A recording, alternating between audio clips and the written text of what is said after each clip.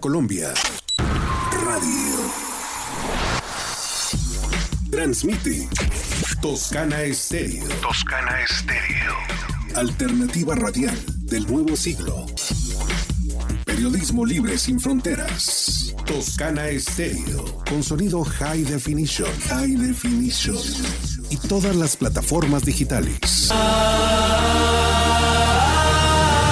Bajo cielos dorados el trono espera. Oh, una danza final. Toscana Estéreo rumbo al mundial. Voces que cantan ritmo inmortal. El sueño vive el fútbol, el mayor espectáculo del mundo. Y en las canchas rueda el balón. Toscana Estéreo nos lleva al campeonato 2026. Noticias, historias, datos, curiosidades y toda la emoción del evento orbital. Dirección James H. Marulanda Quintero. Toscana Estéreo rumbo al mundial. Bienvenidos.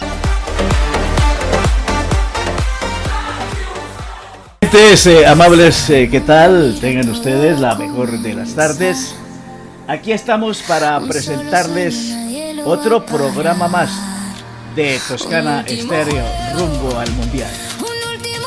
La dirección de este servidor, James Marulanda Quintero, locutor con licencia 2667 y afiliado a la Asociación Colombiana de Redactores Deportivos. Hoy estaremos tratando muchos temas, entre ellos las ciudades que irán a realizar el mundial en el Canadá, algunos datos anecdóticos, otros datos estadísticos y muchas otras cosas más de su interés que seguramente ustedes irán a degustar a partir de este instante aquí en este su programa Rumbo al Mundial, que llevamos todos los sábados a partir de las 4 de la tarde. Sean entonces bienvenidos, bienvenidas aquí a Toscana Estéreo, rumbo al mundial. El mundo observa.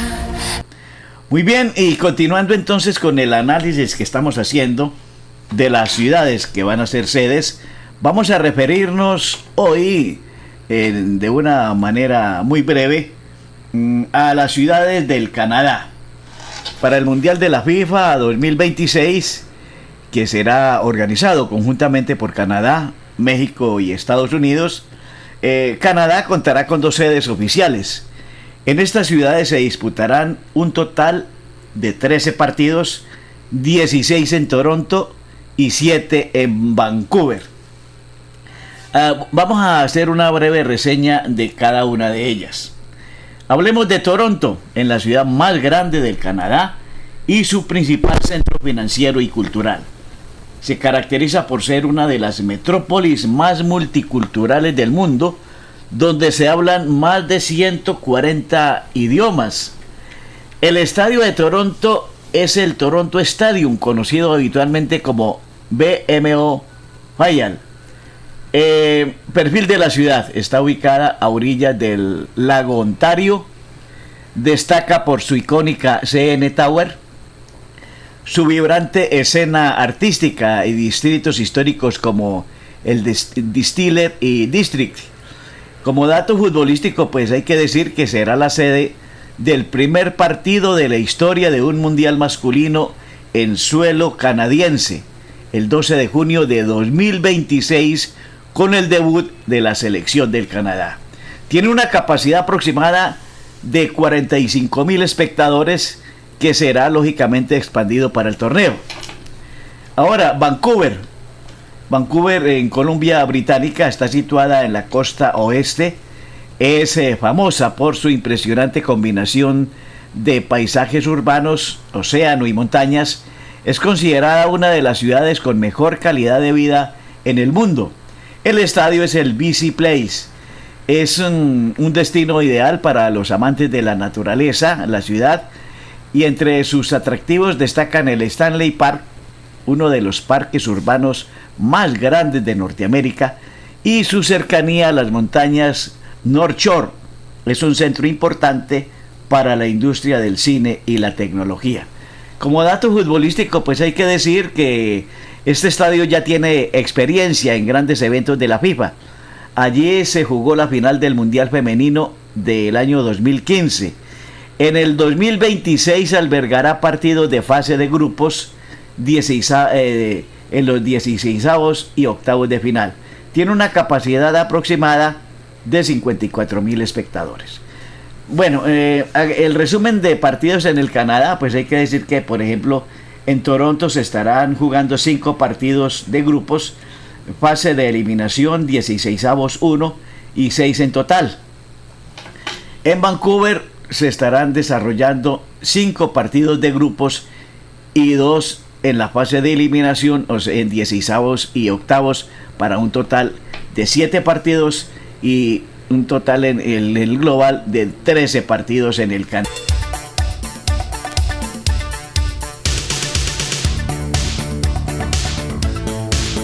Bueno, si usted piensa viajar al Canadá, para los oyentes de los comandantes del deporte, en lo que respecta a la documentación y entrada, pues aquí tienen una guía rápida con datos prácticos para moverse como un experto por Toronto y Vancouver. ETA o visa. La mayoría de los viajeros de América Latina necesitan una ETA, autorización electrónica de viaje, si llegan por aire, o una visa de visitante. Indica en tu solicitud que viajas por el Mundial para así pues agilizar el proceso. Seguro médico. Es imprescindible. La salud en Canadá es excelente, pero extremadamente costosa para los extranjeros. En lo que respecta al dinero y las propinas, la moneda es el dólar canadiense, el CAD. El pago con tarjeta, crédito, débito, móvil es la norma. Casi pues usted no necesitará dinero. Propinas, o sea el tipping, en restaurantes con servicio a la mesa, lo estándar es dejar entre el 15 y el 20%. En las máquinas de pago suelen aparecer opciones predeterminadas: 18%, 20%, 25%. En lo que respecta a los impuestos, los precios en las etiquetas no incluyen impuestos. Al pagar se sumará el impuesto a las ventas, 13% en Toronto y 12% en Vancouver. En lo que respecta al transporte y en las sedes, característica en Toronto BMO Fayal: cómo moverse en metro, tranvía, streetcar y tren Go.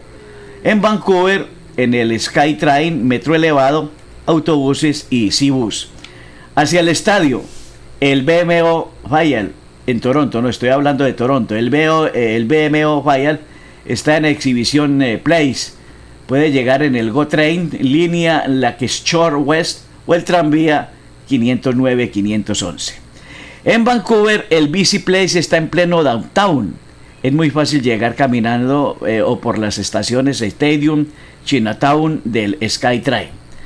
En lo que respecta al pago para el transporte, se usa la tarjeta Presto o simplemente su tarjeta de crédito o débito en contactless. En Vancouver se usa la tarjeta Compass o paga con tarjeta contactless directamente en los torniquetes. Bueno, hablemos del clima y el equipaje entre junio y julio. En Toronto puede ser caluroso y húmedo, entre 20 a 30 grados centígrados. Es común que haya tormentas eléctricas repentinas por la tarde. En Vancouver el clima pues es más fresco y oceánico, 15 grados centígrados a 22 grados centígrados. Aunque es verano, siempre es bueno llevar una chaqueta ligera o impermeable, ya que el clima cambia rápido. ¿Qué hacer entre partidos? Atención, en los tiempos libres en Toronto, usted sube a la CN Tower, que está cerca del estadio, visita el Distillery District para cenar, o toma el ferry a las islas de Toronto para la mejor foto del skyline. En Vancouver, pues alquila una bicicleta, recorre el Stanley Park, visita el mercado de Granville Island. Usted puede llegar en un pequeño ferry llamado Aquabus o camina por el barrio histórico de Gastown. Bueno, nota importante: los estadios del Mundial tendrán perímetros de seguridad muy estrictos. Se recomienda llegar al menos 3 horas antes del inicio del partido. Bajo cielos dorados el trono espera. Una danza final, la gloria entera. El mundo mira la historia.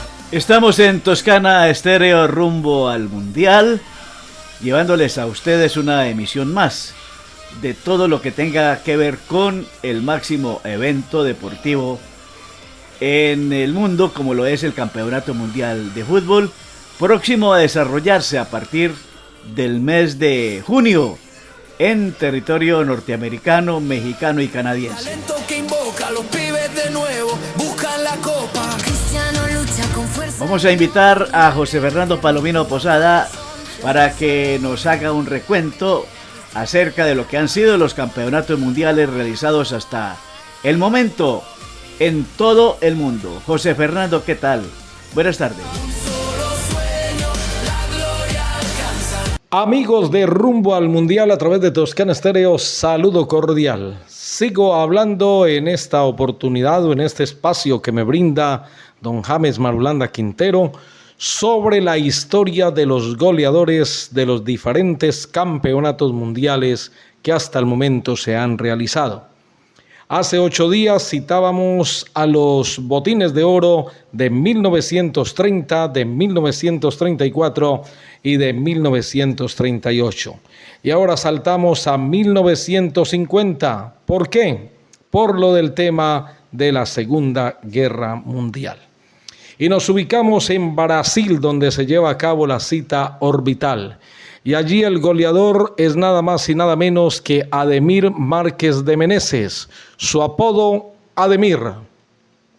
Nació en la villa de Vico de Mocotolombo el 8 de noviembre de 1922. Hijo mayor de Antonio Rodríguez Márquez, presidente del Sport Club Recife, antiguo ídolo de Brasil. Se inició en las fuerzas juveniles en 1938.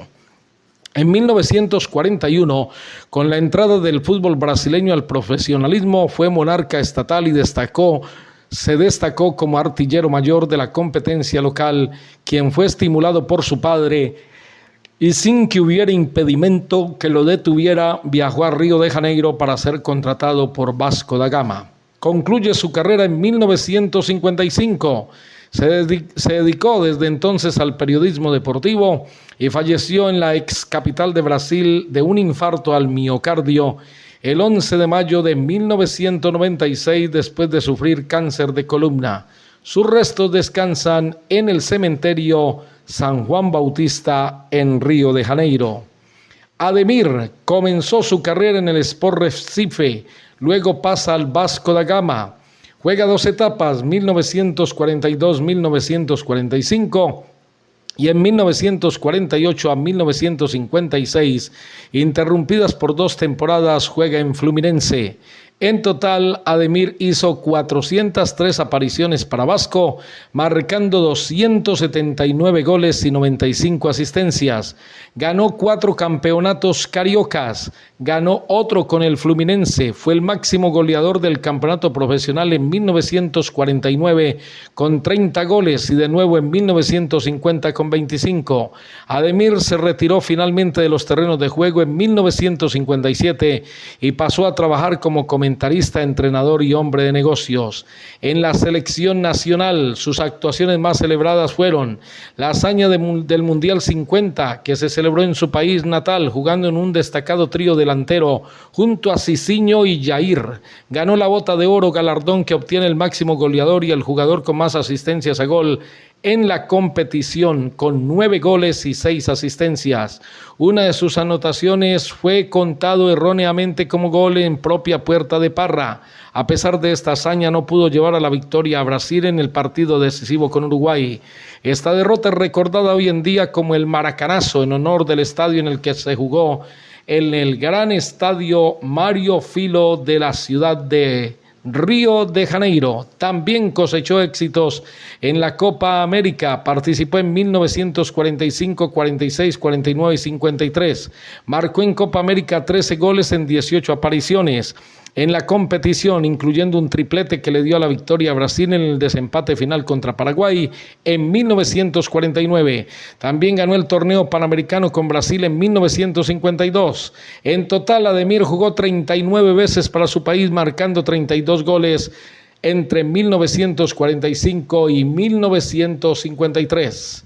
Hablemos del goleador Sandor Kocsis, 11 anotaciones, Campeonato Mundial Suecia 1954. Nació en Budapest el 21 de septiembre de 1929, en el seno de una familia de suavos del Danubio que debió magiarizar su apellido de Wagner a Kocsis y comenzó a jugar fútbol en las calles, donde llamó la atención de los buscadores de talentos del equipo Ferencváros. En las filas del Ferencváros conquistó el título de liga en 1948 con tan solo 19 años. Ya en la temporada 49-50 se incorporó al equipo del ejército, el Honved, mientras cumplía sus obligaciones militares. Sandor se erigió como máximo goleador del campeonato húngaro durante 3 temporadas consecutivas. Su carrera en Hungría se saldó con la conquista de 5 títulos de la liga húngara y además siendo el máximo goleador del campeonato en 3 ocasiones, 1951, 1952, 1954, anotando 30, 36 y 33 goles respectivamente.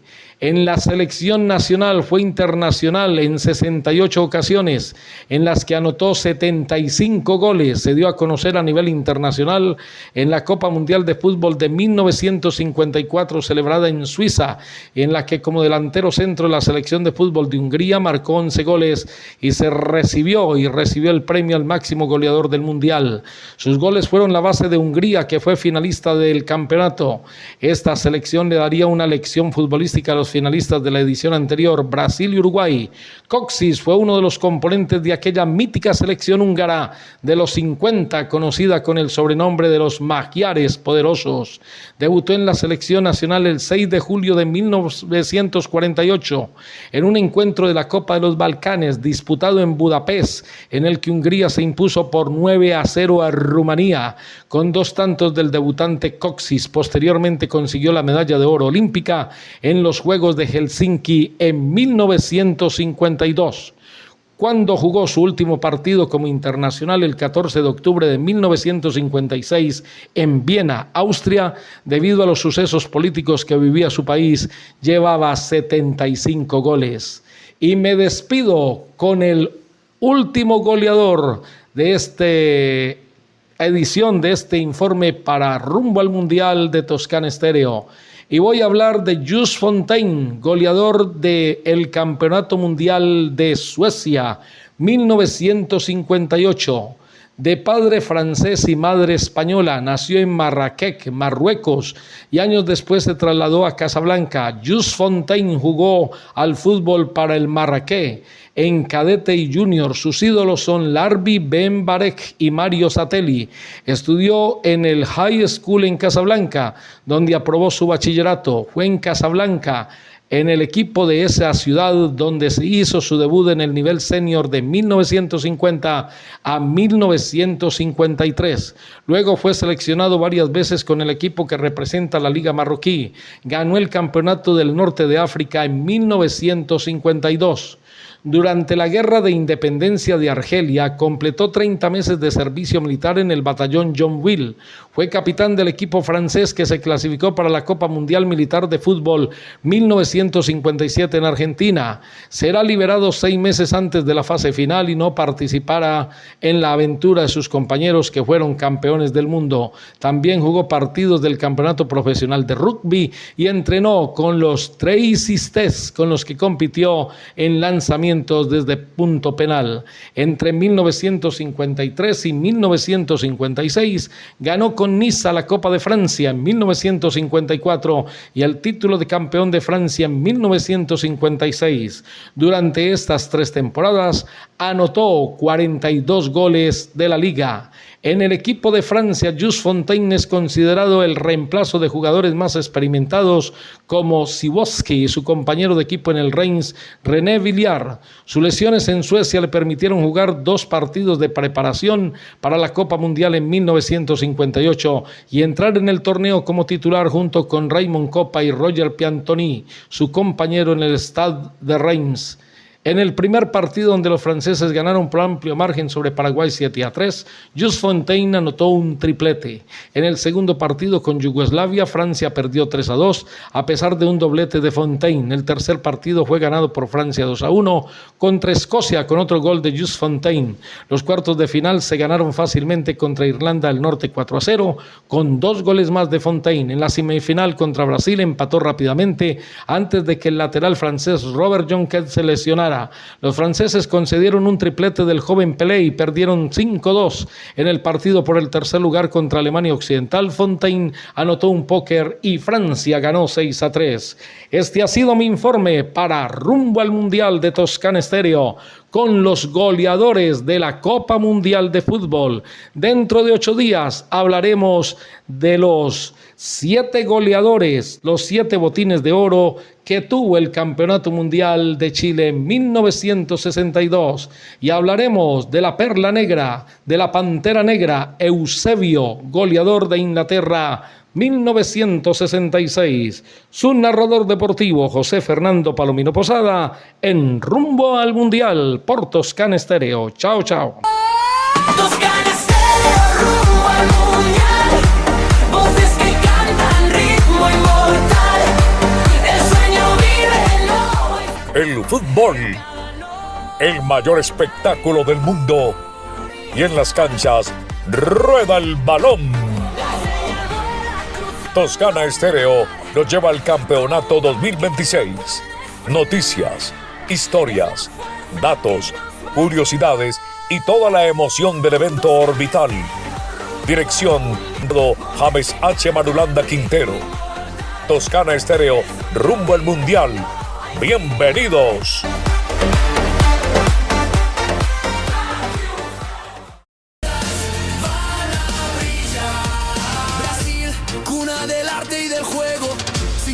Tienen en su pecho, Vini baila, la historia se enciende. Ok, continuamos entonces hablando de los campeonatos mundiales de fútbol.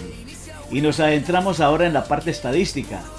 Vamos a darles a conocer la tabla histórica acumulada de los 10 primeros puestos del Mundial de Fútbol de la FIFA, que la lidera actualmente Brasil, seguido de Alemania y Argentina, según los puntos obtenidos a lo largo de todas las ediciones del torneo. La primera posición la tiene Brasil en 21 mundiales jugados, 247 puntos aproximadamente, total de partidos jugados 114 para 5 títulos. El segundo lugar para Alemania en 19 mundiales que ha disputado, 225 puntos, 112 partidos jugados, 4 títulos. Tercer puesto es para la Argentina, que tiene 18 mundiales jugados, 158 puntos, 88 partidos acumulados hasta el momento para 3 títulos, la Argentina. Seguidamente está Italia en el cuarto puesto, 18 mundiales también disputados, 156 puntos aproximadamente, 83 partidos jugados, 4 títulos. Le sigue Francia, que está en la quinta posición, tiene 16 mundiales jugados, 131 puntos aproximadamente, 72 partidos jugados. A continuación está Inglaterra en la sexta colocación, con 16 mundiales en su haber, 118 puntos aproximadamente y 69 partidos jugados. En la séptima posición está España con 16 mundiales, 110 puntos aproximadamente para un total de 66 partidos jugados. En la octava están los Países Bajos con 11 mundiales disputados, 4 puntos para un total de 55 partidos disputados. En la novena posición está el Uruguay, que ha disputado 14 mundiales. Ha hecho 88 puntos, ha acumulado 88 puntos el país uruguayo para un total de 59 partidos disputados. Y en la 10ª colocación está Bélgica. ¿Quién lo diría, no? Bélgica, que ha participado en 14 mundiales, tiene 73 puntos aproximadamente, 53 partidos disputados en los diferentes mundiales en donde ha estado Bélgica. Esto entonces en lo que corresponde a la tabla histórica acumulada de los 10 primeros puestos del Mundial de Fútbol.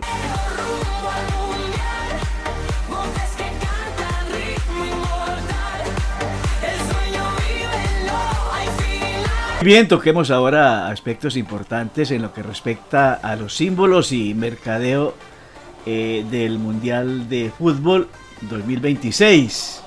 Hablemos de las mascotas. El 25 de septiembre de 2025 fueron presentadas las mascotas oficiales del torneo. Sus nombres son Maple, Sayu y Clutch. Maple es un alce canadiense antropomórfico. Aparece en rojo y representa la creatividad y la resiliencia. Es portero y se inspira en la hoja de arce, símbolo nacional de Canadá. Sayu, un jaguar mexicano antropomórfico, viste el tradicional verde y juega como delantero. Inspirado en la importancia del animal para las civilizaciones antiguas, simboliza fuerza, agilidad y orgullo cultural. Clutch, un águila calva americana antropomórfica, viste el uniforme azul de la selección estadounidense y simboliza la valentía, el liderazgo y la unidad jugando como mediocampista. Miremos a ver ahora cómo es el mundial, cómo es el balón oficial. El 2 de octubre de 2025 fue presentado el balón oficial del certamen de nombre Trionda, fabricado por Adidas.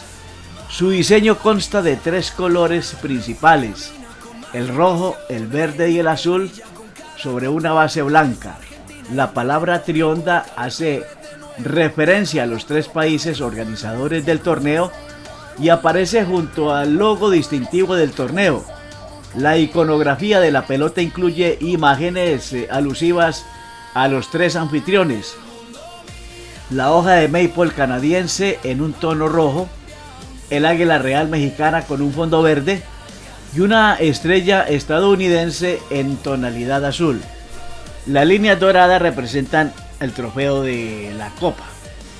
En lo que respecta a los derechos de transmisión, críticas. Javier Tebas, presidente de la Liga Nacional de Fútbol Profesional de España, afirmó que el nuevo método empleado no es aceptable. Tebas dijo al diario Marca que la industria del fútbol se mantiene gracias a los clubes y a las ligas, no gracias a la FIFA, y que Infantino hace política porque para ser elegido prometió más países en el Mundial.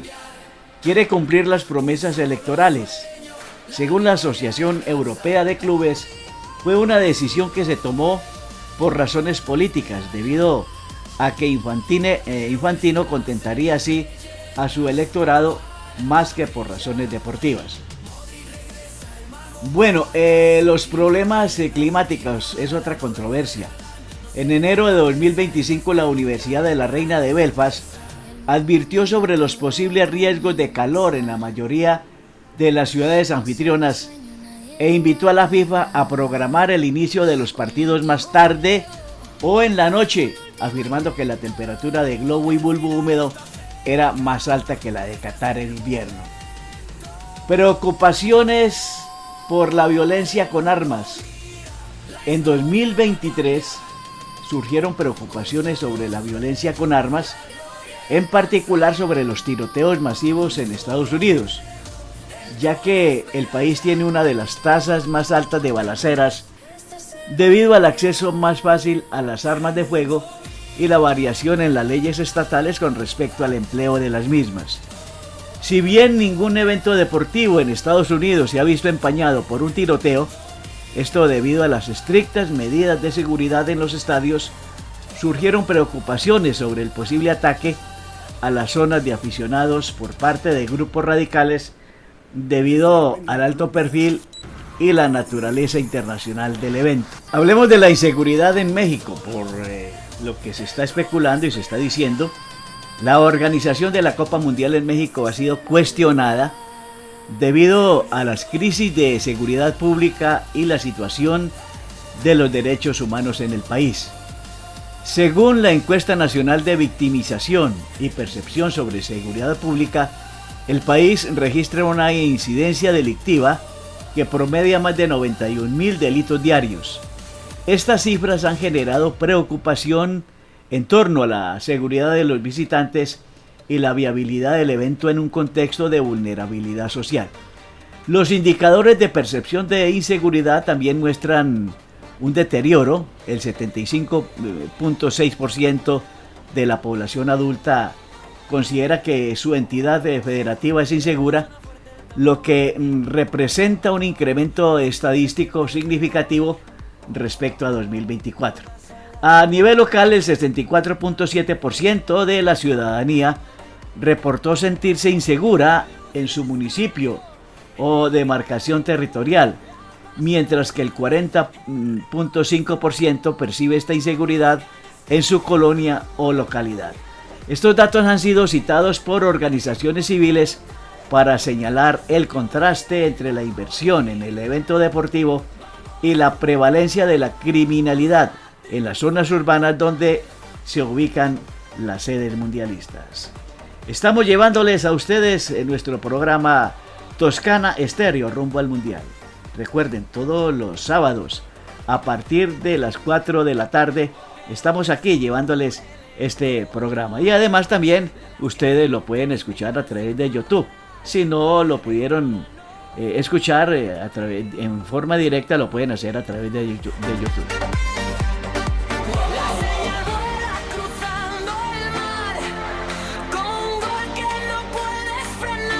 Amigos, devolvámonos en la historia y toquemos ahora a personajes que han sido importantes dentro de lo que corresponde a esto de los campeonatos mundiales.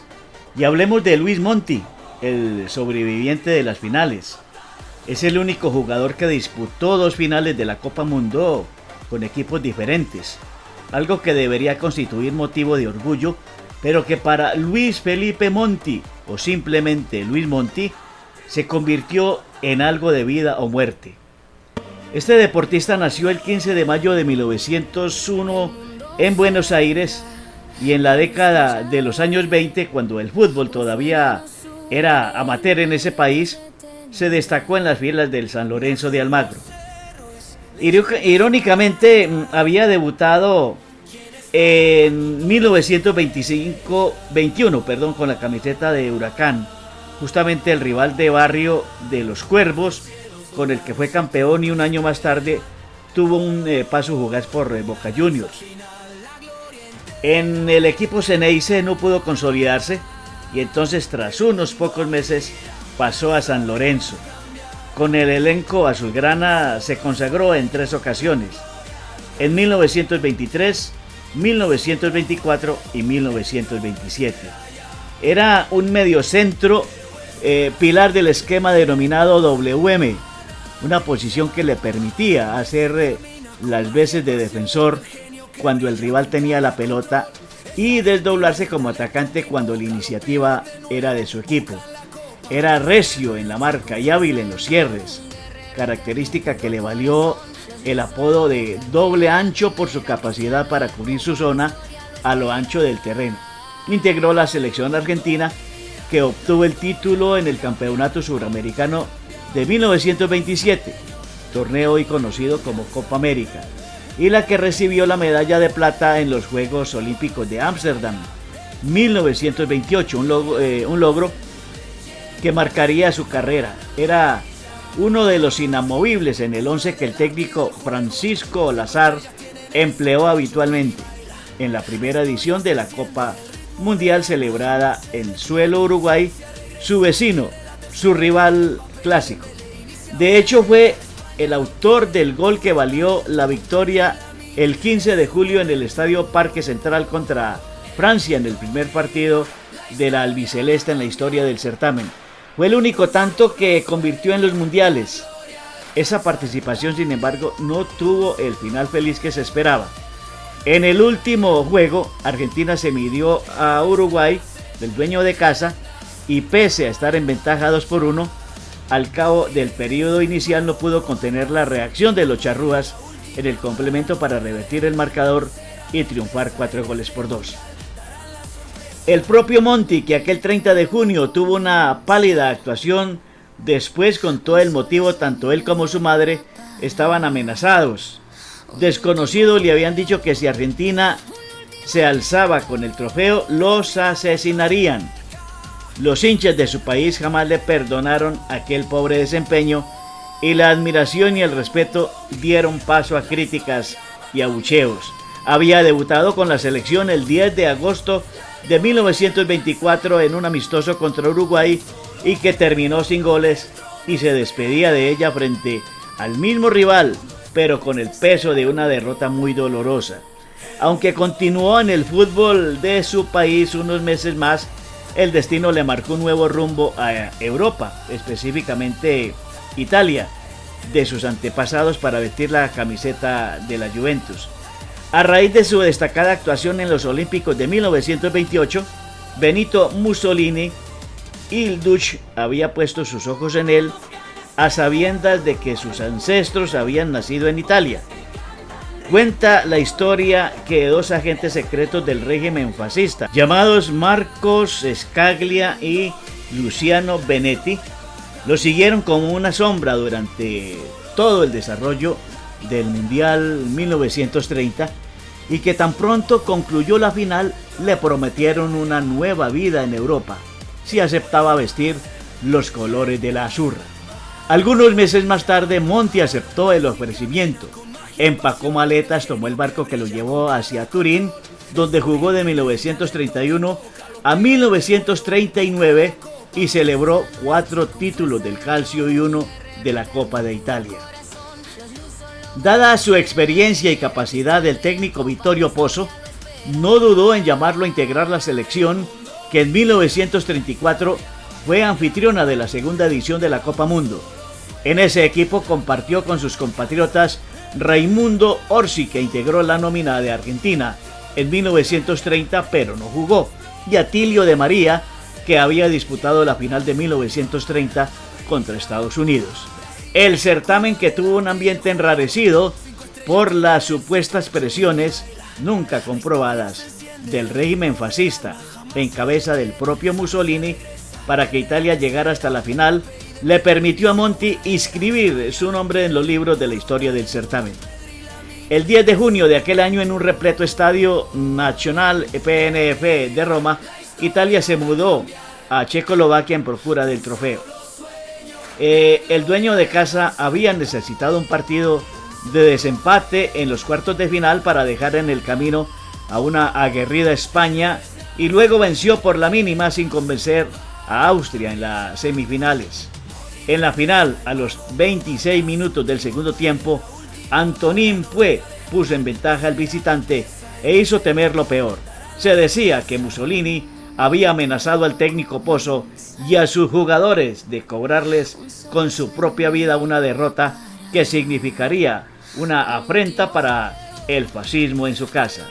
Para fortuna del entrenador y de sus dirigidos, Orsi empató a los 36 minutos y Angelo Echavio puso 2-1 definitivo a los 5 minutos de la prórroga. En medio de un ambiente tenso, Italia ganó su primera corona orbital, que se celebró más como una conquista política que deportiva. Uno de los artífices de aquel logro fue Luis Monti, que tras la victoria pronunció la frase que lo inmortalizó: en 1930 en Uruguay me querían matar si ganaba, y en Italia 4 años más tarde si perdía. Retirado de la actividad, Monti fue técnico de Triestina Juventus, Varese, Atlanta y Pisa en Italia y de Huracán en su país. Falleció el 9 de septiembre de 1983 a los 82 años. Semblanzas, figuras del Mundial, aquí a través de Toscana Estéreo, rumbo al Mundial. ¿Quién estará cuando todo se juegue ya?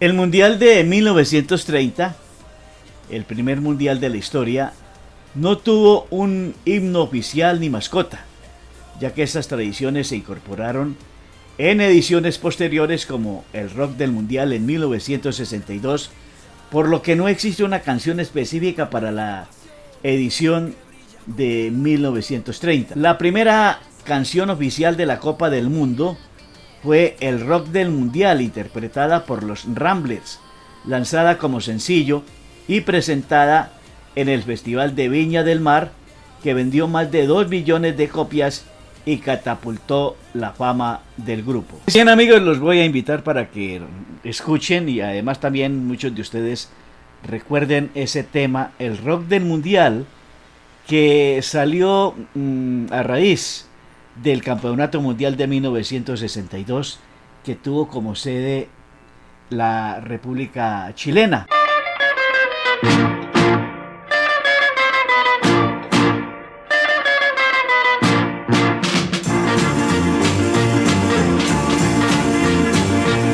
El Mundial del 62 es una fiesta universal del deporte del balón como consigna general. Celebrando nuestros triunfos, bailaremos rock and roll. Nos invade la alegría y de todo corazón agradecemos a quienes nos brindaron la ocasión y dispuestos a la lucha entraremos en acción. Toda mente remata.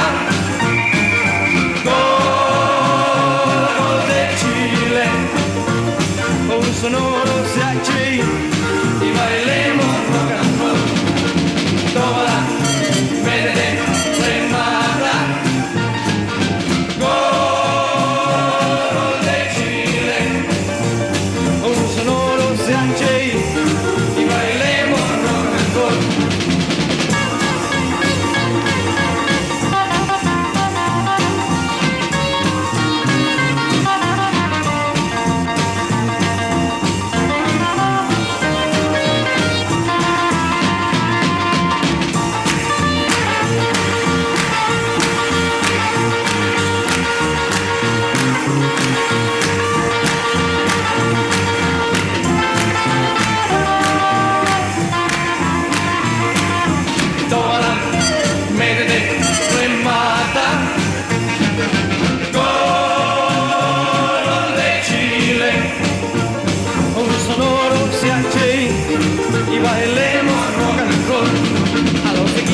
Extranjeros demostraremos buen humor y como buenos chilenos hidalguía y corrección, y aunque sea en la derrota bailaremos rock and roll.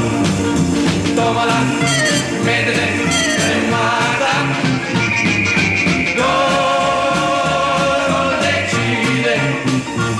Un sonoro se hache y bailemos rock and roll. Y bailemos rock and roll, y bailemos alegremente rock and roll.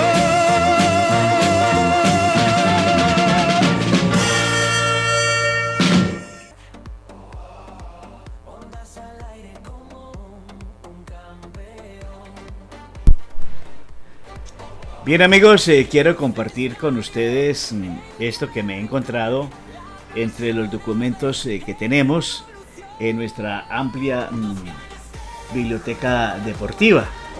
Se titula La novia de todos los colombianos. Un amor que se llama Selección Colombia. Los abuelos hablan de la que de jóvenes les permitió sentir orgullo cuando de la mano de Efraín Caimán Sánchez, Francisco Cobo Zuluaga, Marcos Coll y compañía, logró un épico empate 4-4 con la Unión Soviética en el Mundial de Chile 1962, el primero al que el país acudió. También cuentan historias de aquel combinado que lucía una camiseta color ladrillo, que bajo la conducción de Caimán Sánchez obtuvo el subtítulo de la Copa América con Willington Ortiz, Ernesto Díaz, Pedro Sape, Jairo Arboleda, Miguel Escobar, Víctor Campás, Diego Umaña y Eduardo Julián Retad, entre otros. ¡Qué equipazo, señores! Cuando llega el turno de los padres, ellos hablan de la histórica generación de Carlos el Pibe Valderrama, Freddy Rincón, René Guita, Leonel Álvarez, Adolfo el Tren Valencia, Faustino Asprilla y demás, que tras una larga espera de 28 años dio la gran alegría de regresar a la cita ecuménica. Fue con ocasión de Italia 1990, ya hace bastantes años, que representa la mejor actuación del combinado nacional en el certamen. Un grupo de talentosos que bajo la égida de Francisco Maturana y Hernán Darío Bolillo Gómez nos puso en las primeras planas, nos convirtió en grandes protagonistas de torneos de alto nivel, una constelación que además nos dio el placer de disfrutar 3 participaciones consecutivas en el Mundial Italia 1990, Estados Unidos 1994, Francia 1998 y los que siguieron. Así esas aventuras no hayan tenido el final feliz que todos esperábamos. Porque esa dualidad de tristeza, alegría, amor-odio es la esencia misma de esta relación. Amamos la selección Colombia cuando gana, cuando nos da motivos para celebrar, cuando nos ofrece argumentos para manifestarle al mundo que creemos ser el país más feliz de la tierra. Pero también la odiamos cuando pierde, cuando percibimos que quienes portan esa camiseta no hicieron su mejor esfuerzo, cuando nos sentimos traicionados después de haber puesto todas nuestras ilusiones en ella. Así le ocurrió a la corte del Pibe Valderrama y compañía, que después de un fantástico romance traspasó esa delgada línea invisible que conduce al odio, al desprecio, a las críticas ácidas, hasta que el paso del tiempo curó las heridas y hoy de nuevo, con otros protagonistas, el pueblo colombiano se rinde a sus pies. Estamos en Toscana Estéreo, rumbo al Mundial. Así reaccionó prensa de Portugal tras saber que enfrentará a Colombia en el temible Grupo K del Mundial 2026. El sorteo que encendió todas las alarmas en Lisboa. Portugal no estaba preparado para esto. El país europeo siguió el sorteo del Mundial 2026 con la tranquilidad de quien espera un grupo manejable hasta que la FIFA pronunció las palabras que cambiaron todo.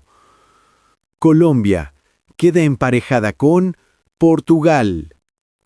En cuestión de segundos, la reacción de la prensa lusa pasó del silencio absoluto al estruendo total. Los principales medios deportivos soltaron titulares cargados de sorpresa, respeto y preocupación. A bola. Grupo trampa. Colombia será un rival durísimo para Portugal. Record. Colombia. Velocidad, técnica y carácter. El peor rival posible para un debut. Oh juego. Portugal cae en un grupo incómodo. Cuidado con la tricolor. Los programas de análisis no tardaron en explotar. En RTP, uno de los comentaristas abrió el debate con una frase que encendió la discusión. A ver, ¿en serio cayó Colombia? Era el rival más imprevisible del bombo.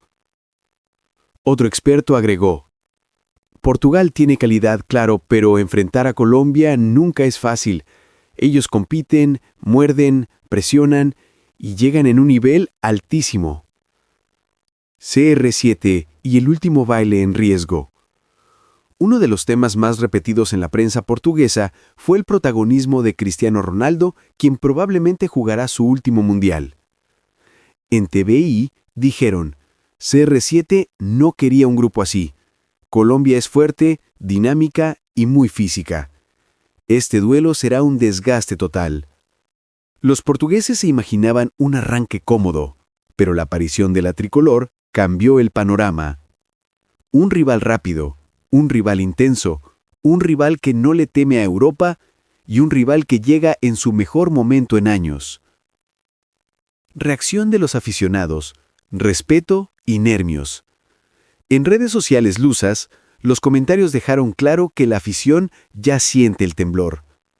No quería a Colombia. Ese grupo K está más bravo de lo que parece. Portugal tiene que prepararse en serio para esta selección. Colombia es incómoda, muy incómoda. Incluso algunos hinchas portugueses recordaron los partidos recientes donde selecciones sudamericanas complicaron a Europa en torneos internacionales. Y la conclusión fue unánime. Colombia es el rival que nadie quería. El mensaje final de la prensa lusa: alerta total. Los medios coincidieron en un mismo punto. Portugal no podrá confiarse. Colombia llega con una generación consolidada, con velocidad por los costados, con carácter competitivo y con un entrenador que ha sabido transformar al equipo en uno de los más sólidos de Sudamérica. La frase que más se repitió en la televisión lusa fue: si Portugal subestima a Colombia, puede pagarlo muy caro. El sorpresivo sorteo sacudió al gigante europeo, y mientras en Colombia se celebraba un duelo histórico, en Portugal encendían todas las alarmas.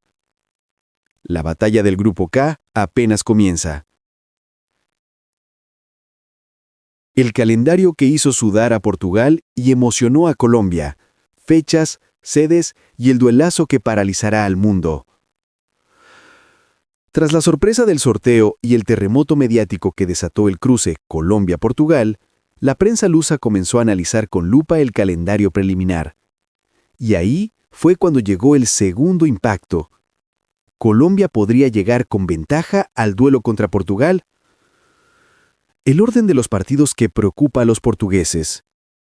Una vez circularon las fechas tentativas del Grupo K, los analistas europeos notaron algo que no les gustó nada. 17 de junio, Colombia versus Uzbekistán. 23 de junio, Colombia versus repechaje, Jamaica, Congo o Nueva Caledonia. 27 de junio, Colombia versus Portugal. Inmediatamente los programas deportivos de Lisboa dijeron lo mismo. Portugal se enfrentará a Colombia cuando ellos ya podrían llegar clasificados. En A Bola, un titular lo sintetizó de manera tajante. Colombia llegará con ritmo y confianza. Partido trampa total. Mientras tanto en Colombia se vivía lo contrario. Emoción total al saber que el duelo contra Portugal, el más esperado del grupo, sería el último. Ese detalle lo cambia todo. Colombia podría jugar contra Portugal con 4 o incluso 6 puntos.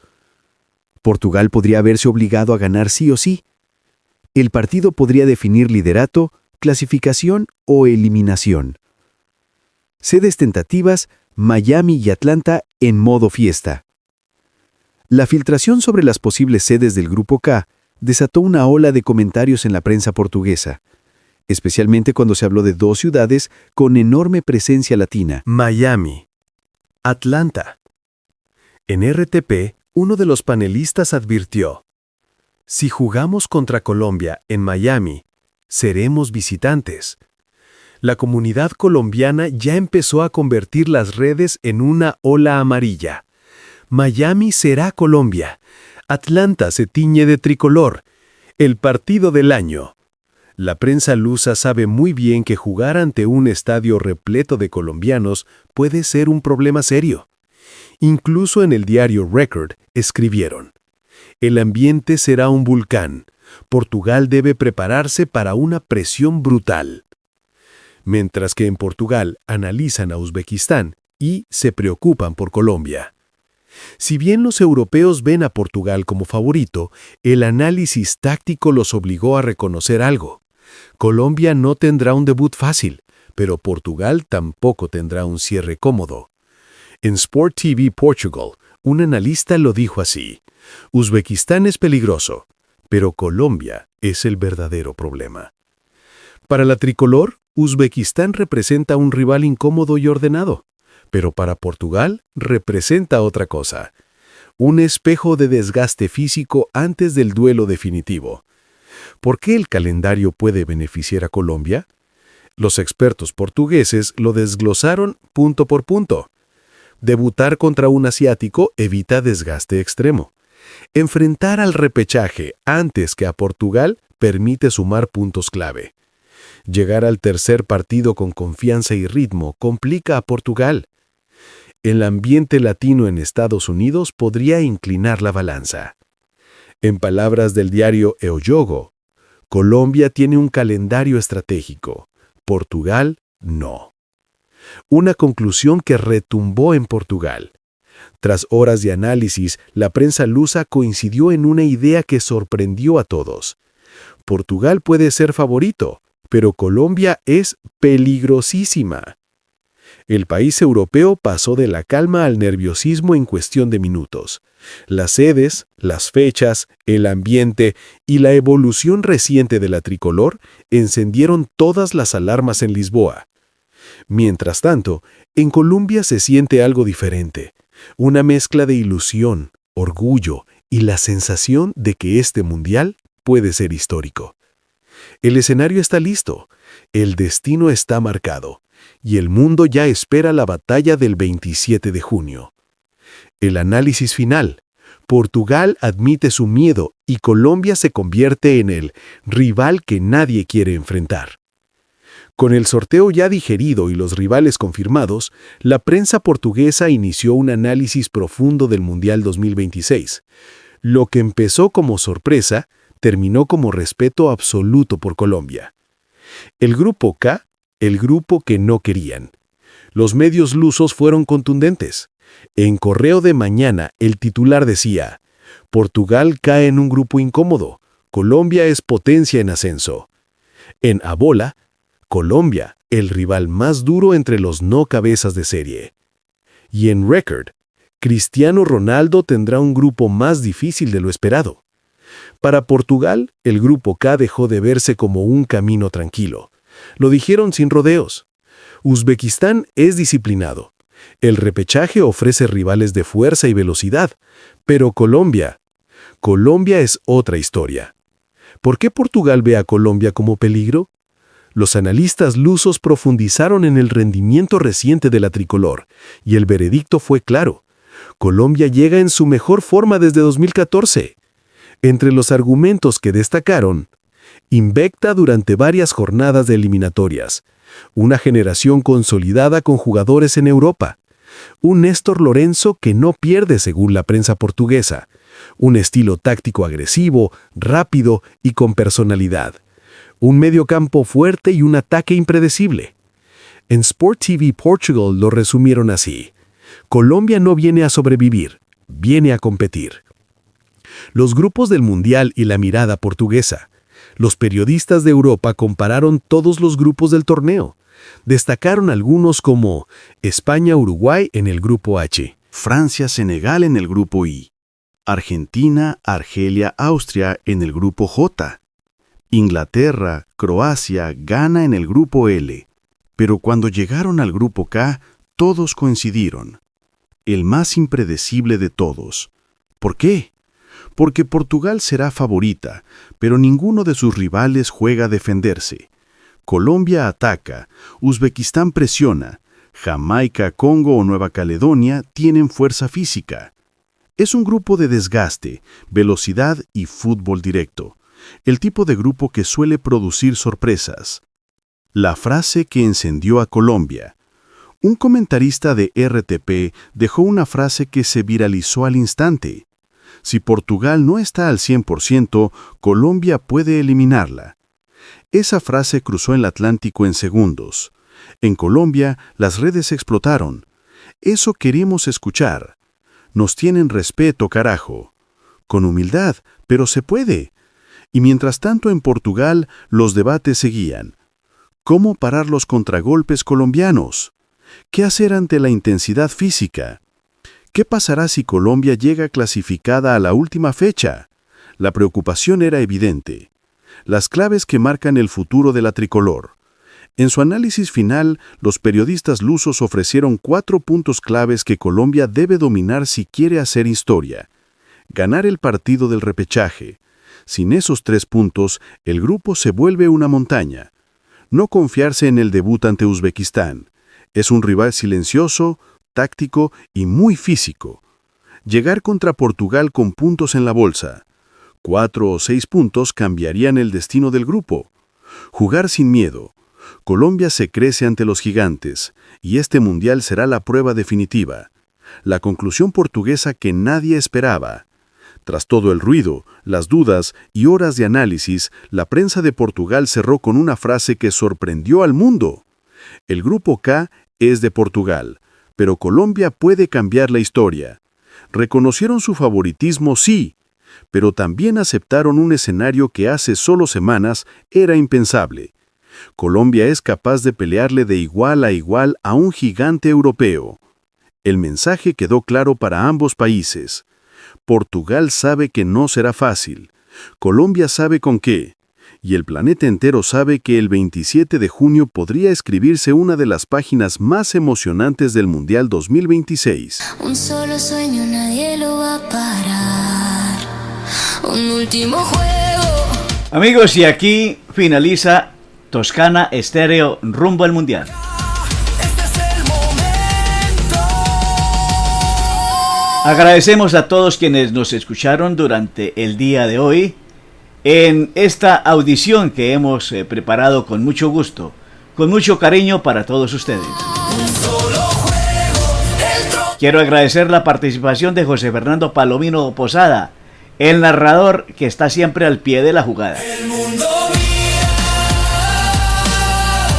La invitación cordial para que en 8 días, 4 de la tarde, de nuevo estén con nosotros aquí a través de Toscana Estéreo. Toscana Estéreo, rumbo al Mundial. Muchas gracias y como siempre, Dios los bendiga. El mundo observa, la luz brillará, un sueño nos une.